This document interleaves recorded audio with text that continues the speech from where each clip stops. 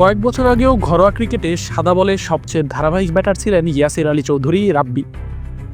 সাদা বলের ক্রিকেটে বাংলাদেশের ভবিষ্যতও মনে করা হতো তাকে, কিন্তু ক্যারিয়ারের মাঝলগ্ন পার করে ফেললেও রাব্বি যেন সেই ছন্দটাই খুঁজেই পাচ্ছেন না এখনো।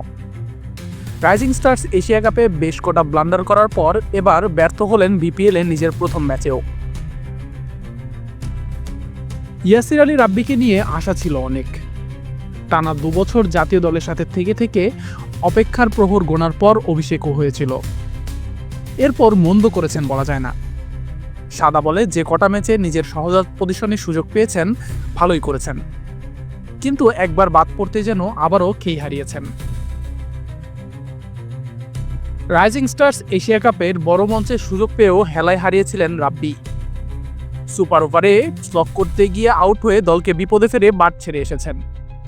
বিপিএলেও রাজশাহীর মিডল অর্ডারে বড় ভরসা তিনি, কিন্তু প্রথম ম্যাচেই 15 বলে 13 রানের বাজে এক ইনিংস খেলে হতাশ করেছেন রাজশাহীর দর্শকদের।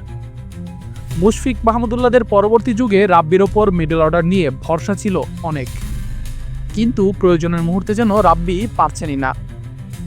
তাই যেন আরও একবার দেখালেন বিপিএলে ব্যাট করতে নেমেই। আশিকুর রহমান শান্ত, ডি স্পোর্টস।